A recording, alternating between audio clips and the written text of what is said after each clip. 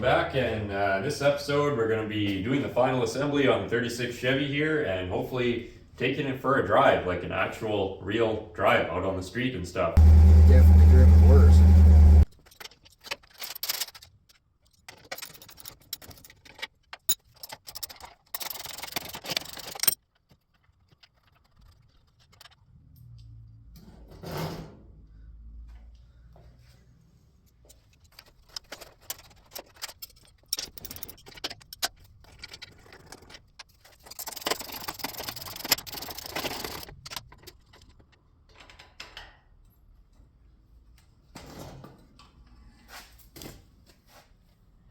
Gonna start by installing the hood, and this is probably gonna eat up the entire day just doing that. And that's the best case scenario. Worst case scenario is it's the next week or 2 weeks, or I don't know. Hoods are very difficult.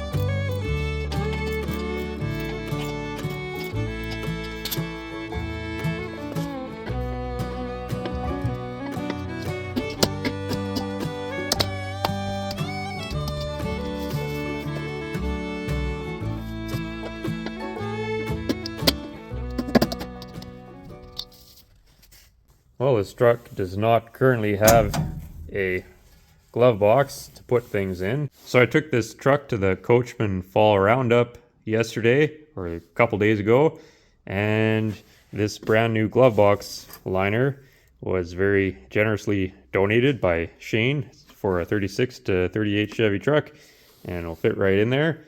And so let's get it installed.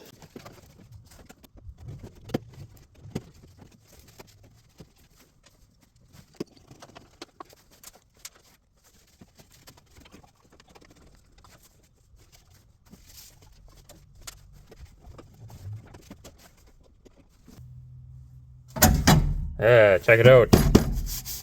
You can put all kinds of trinkets in there now, so that's awesome. It's like one step closer to actually being a civilized vehicle now. Those with a keen eye for detail may notice that there's some holes on the hood side here, and there's supposed to be something here. And 2 or 3 years ago, one of our viewers, Tom S., he noticed this as well, and he used to have a 36 Chevy.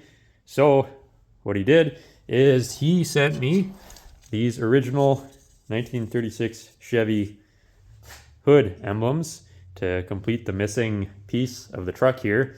And today is finally the day when we get to put them on. So huge thank you again to Tom for sending these all the way up here to Canada. I really appreciate that, and we'll get them installed on the truck here.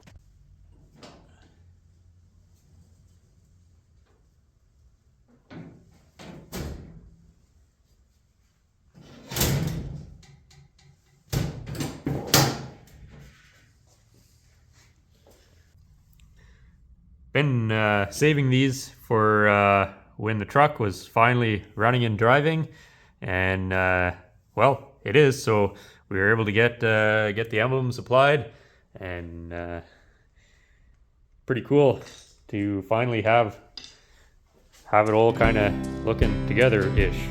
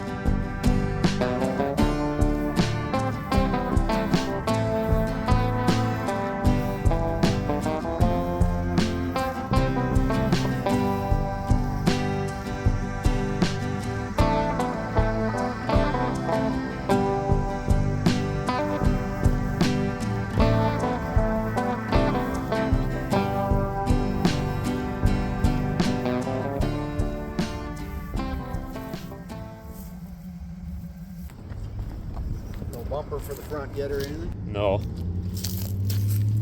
Came with a bumper on the front, didn't Yeah, that 1 ton, but it's all bent and mangled, and Yeah. it's not as nice as the half-ton bumpers. it? Looks great.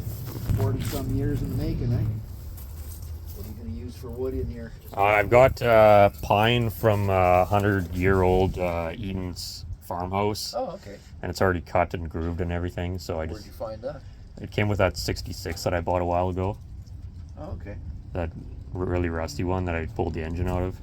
Other cross member Yeah. that goes in here, just a Yeah, narrow there's a one. small one. It doesn't tie into the frame. It just Yeah, kind of it's- floats. Yeah, that's same as the other ones. So, did you make those or did you? Yeah, Yeah, I made them years ago.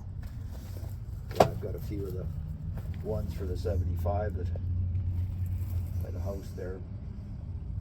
That looks good. Remember when you had that 66, we took it down to cruise weekend. Yeah, everybody. Yeah. It didn't have any wood in the box. Yeah, that was everybody's favorite thing. Yeah. They were really impressed. It actually had a park brake. Be off to Scott's next summer. Maybe. Well, I've got some more work to do, obviously, and I got to figure out wipers. Probably gonna have to buy the kit. Because the kit, it has dual wipers, so it's actually somewhat useful in the rain. Yeah, this just had a vacuum. Yeah, and it's broken, so I can't even use it at all. Well, when you really need them, they don't work. As soon as you put your foot into it, you got yeah. wipers. So.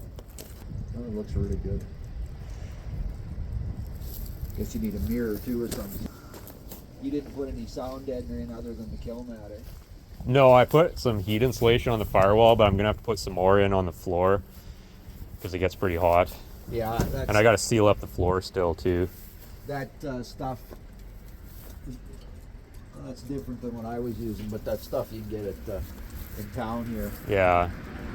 It's like $60 for 4x6 sheet. Yeah. And it actually works pretty good. I've got it in your 66. Yeah. My 75. It actually works really well. You could put it in between the tin and the... Yeah, there's a squeak. I should have put something in there because there's a bunch of squeaks coming from the tin. 36 truck, there's some squeaks. Yeah. Jeez, that's terrible.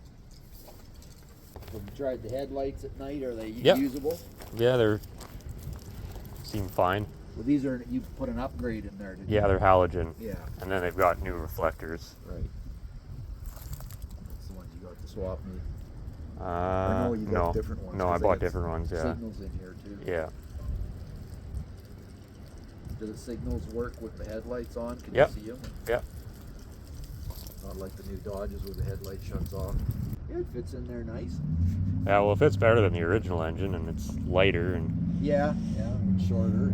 No power windows or locks or anything else. Yeah, it's been a long time. 1981.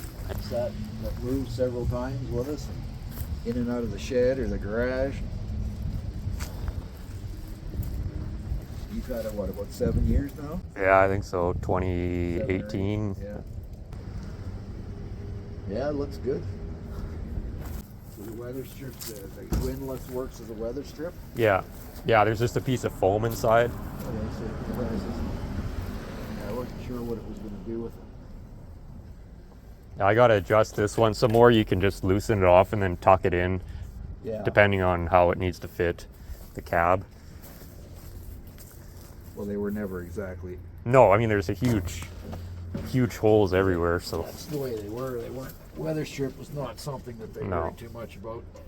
Same as on the floor, you got a big hole there. You can probably. Yeah, I can seal that up. Yeah. I gotta still do that, and I gotta put sound deadener and insulation on the floor still, and then I gotta rewire the neutral safety switch so it runs under the cover there. Was that one? Was that? I don't know. That was somebody's accessory for something.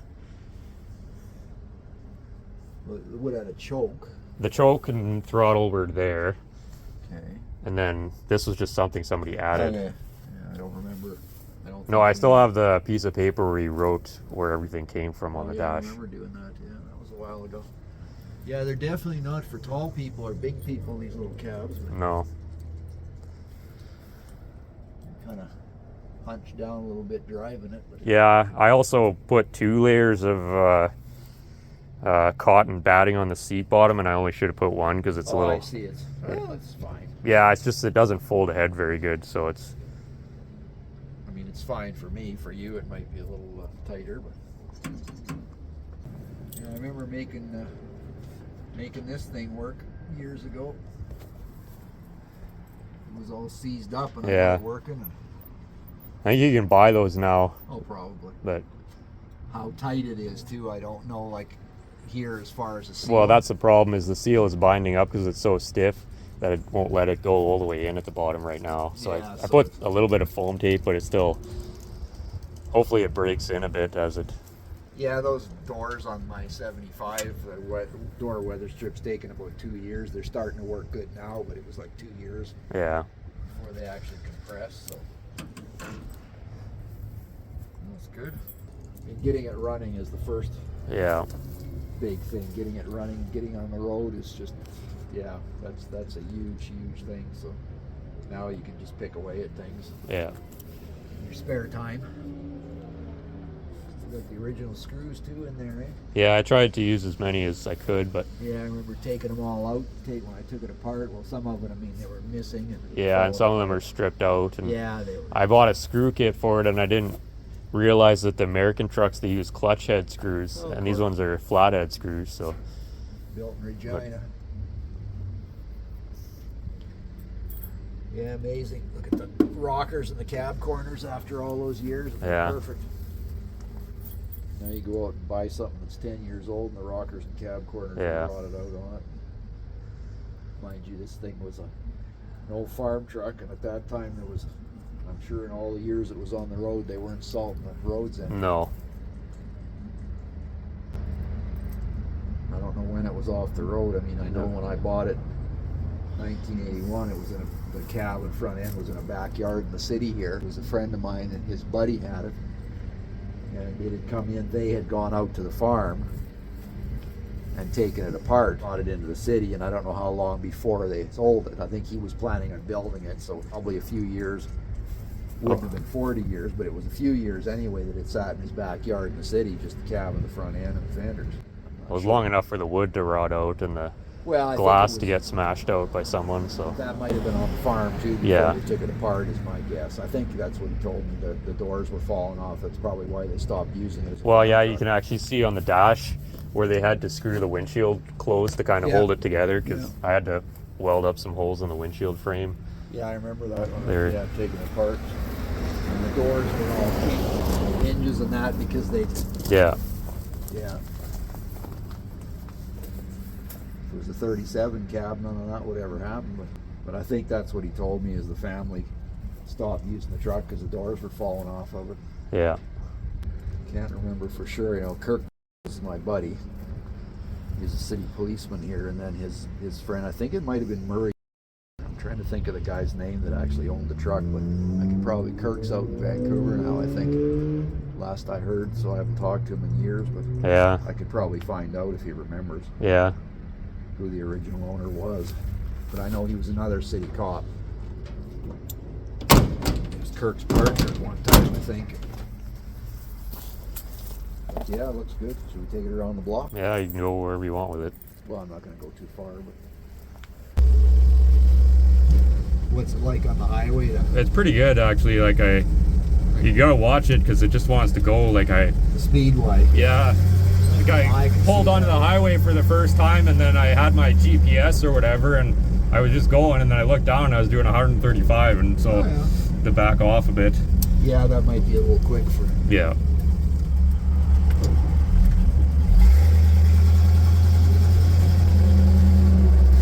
I bet you could probably let those rear tires loose if you had to, eh? Yeah, I haven't tried, but well, it kind of squeaked them the other day a little bit, but I'd probably blow the rear end up because they're just not meant for that size tire on the back. It's only a 7 1/4 or something on that Omega. Yeah. It's pretty light duty.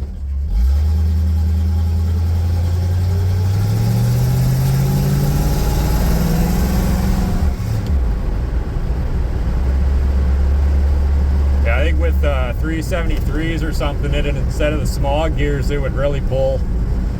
I think it pulls. But it doesn't. I don't think it really needs anything else. Like, it doesn't.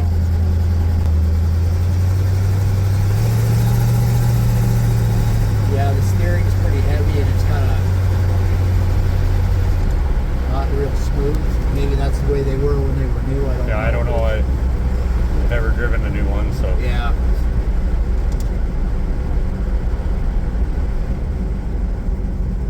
I think it does pull a little bit to the right still, but.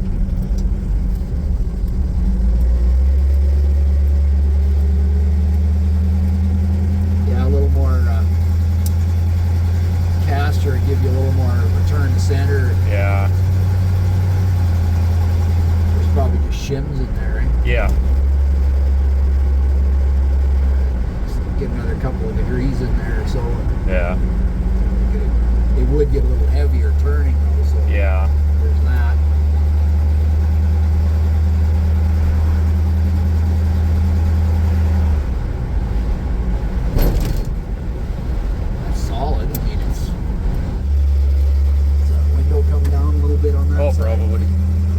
Yeah, I got to, that's one thing I got to do too.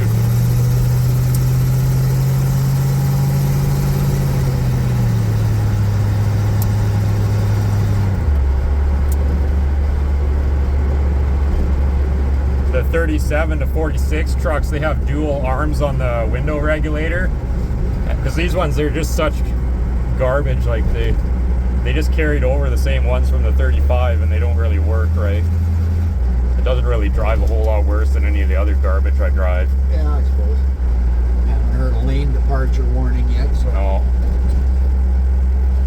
These trucks were not made to be highway driven at 110 kilometers an hour either. They were driven back and forth to the farm.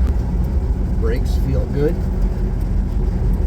mean, they're obviously four-wheel manual drum brakes, so it's not going to stop you on a dime, but definitely driven worse.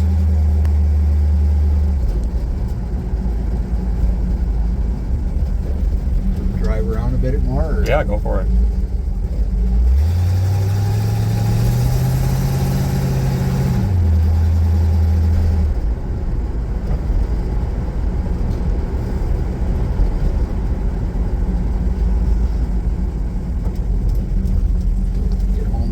Work yet, I'm sure. Yeah, I've got a whole pile of stuff to do. Yeah, I got today and tomorrow basically, and then the weather's going to hell. So. Yeah.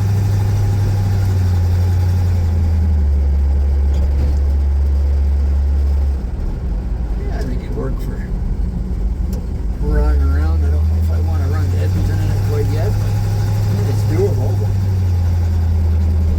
definitely keep your toes warm. Yeah.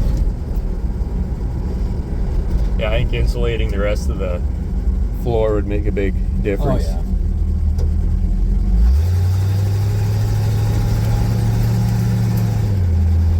Aren't you used to the gas pedal sitting up there? Yeah.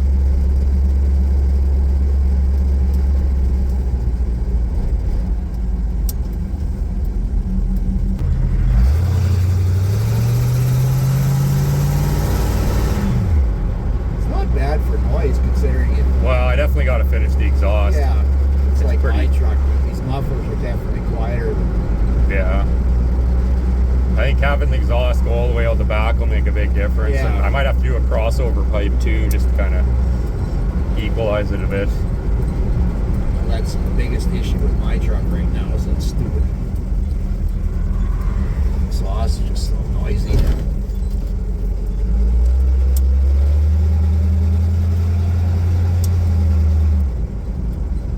I mean, everything seems to work. Transmission works. Yeah.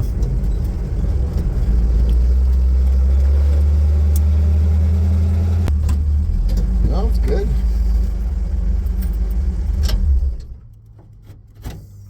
Awesome. Yeah, you got to give it a pretty good.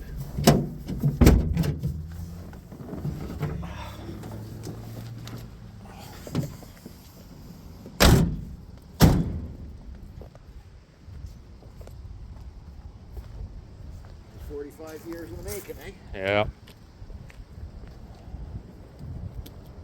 Well, there you go. We got the 1936 Chevy back on the road. Got to drive it a few times, and it drives way better than I could have ever hoped for.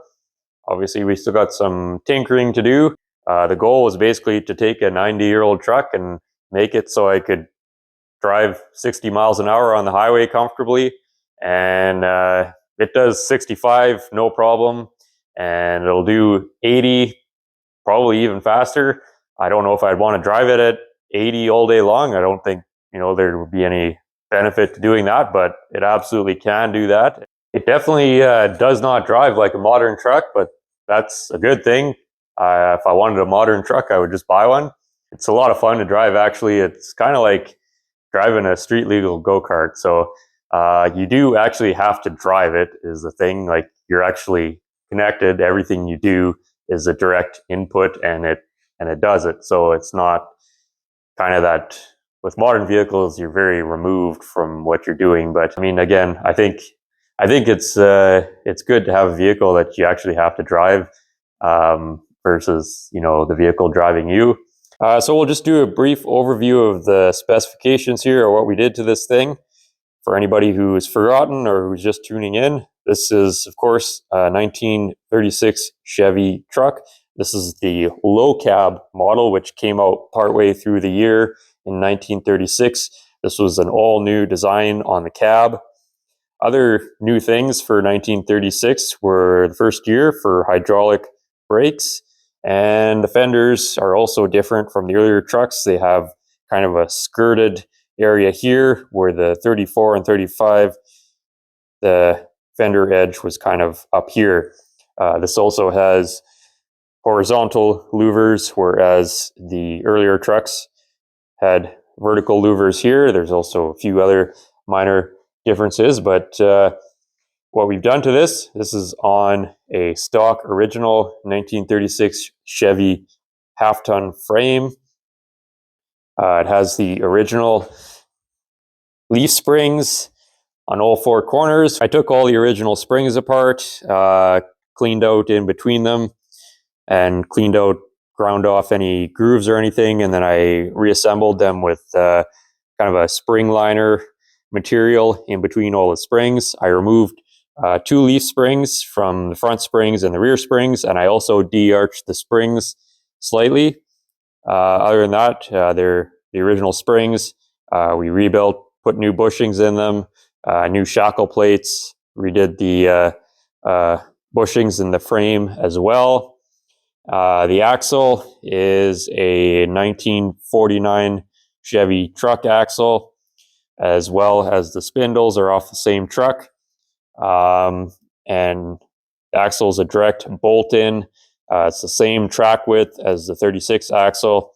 The reason I use this axle is just because the kingpins were easier to get for it, and the 36 axle that I have is in really bad condition. So we use that, and the brakes on the front are 1953 Chevy truck brakes. These are the more modern Bendix style brakes. These originally had Huck brakes. So we upgraded to those. The steering, all the steering is stock 1936. The steering arms, everything. We rebuilt all of that. And then I converted it over to tube shocks, and I used the brackets, upper and lower, in the front and back, from again, the 1953 Chevy truck.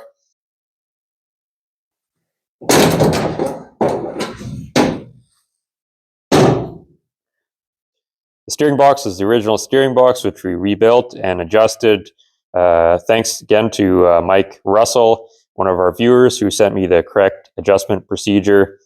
And probably heard me talking to my dad about the steering. That's kind of the only thing in the entire setup here that doesn't feel more modern. There's no slop in anything. It's just, it's a little bit more primitive. It's basically just a worm gear, and then right onto the sector shaft, it's just metal on metal, gear on gear. So it's, I guess, similar to probably like a Ford Model A steering box.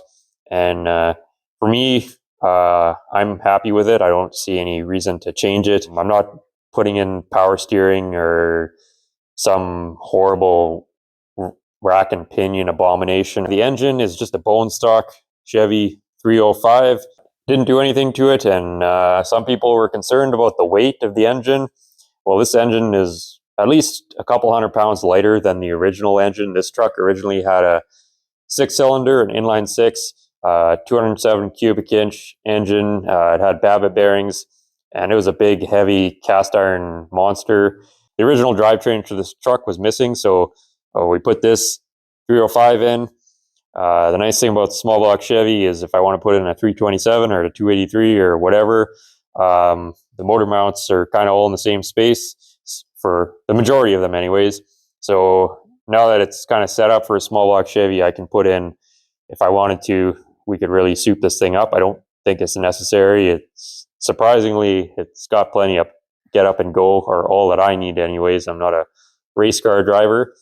So that's that. I've got an aluminum radiator. It's I think it's made by Champion. It's a stock 36 Chevy style radiator, but they change out the outlets so you can run this small block Chevy. Transmission is just a stock turbo 350. It's been converted to a floor shifter, and nothing really too crazy going on there.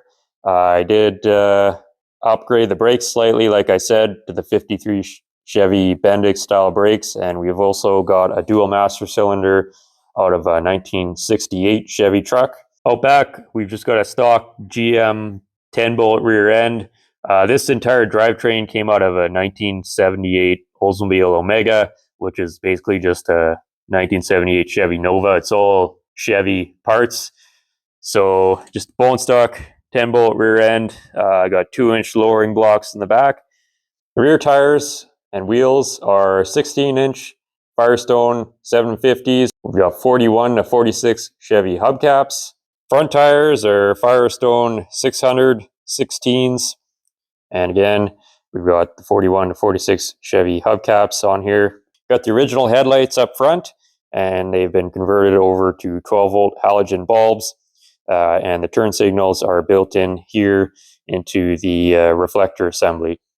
Everybody wants to know about the taillights. These are 1937 Ford passenger car taillights out back. These are just reproductions. I've had them for over 10 years, so I don't know if they're still being made or not, but that's what they're from. The goal of this build was to take a 90-year-old truck and make it so that I could drive it in modern traffic, keep up with modern traffic, and stop and steer and do whatever it has to do without feeling like a total menace to society. And we had to do it with the most amount of kind of bolt-on modifications as possible without actually cutting and butchering anything. And I believe we have achieved that goal. There's a lot of horse hooey online saying that you can't do this, that all this old stuff, you have to just throw it away and start over. Spend 20 grand on a state-of-the-art suspension or try and graft this all onto a modern vehicle platform. And you don't have to do any of that. You can absolutely make one of these trucks perform quite well by just doing simple bolt-on upgrades and without destroying kind of the soul of the truck. And obviously this isn't for everyone, and it doesn't drive like a modern truck. It still feels old, but it doesn't feel handicapped. So the overall driving experience is actually very similar to driving my 1966 GMC pickup. And that truck has radial tires on it and independent front suspension, and everything on the suspension and steering on that truck and brakes and whatever has all been rebuilt as well. So, but overall, it feels a lot like driving this. This has a lot more road noise and squeaks and rattles. Again, some of that is because I haven't finished the interior yet. But, you know, this thing's also about as aerodynamic as a barn door. So the reason I went with the Chevy V8 drivetrain in this is for a couple reasons. The first reason is all the original drivetrain for this truck was long gone. Second reason is parts availability. I do have a stock 1935 Chevy car with the original 207 3-speed and all that. And up until about 50 miles an hour, the car is very pleasant to drive. It drives, you know, it can hold its own with modern traffic and whatever. But again, over that 50-mile-an-hour mark, then you're starting to push it. It starts to feel like it's working too hard. These trucks, you know, live their entire lives doing 40 to maybe 45 miles an hour. That was like topped out, mostly on back roads and stuff. They were never intended to do 80 miles an hour. So the fact that we took basically a stock truck other than the engine and rear end and transmission and are able to do that now is kind of a testament to how well they were built, I guess.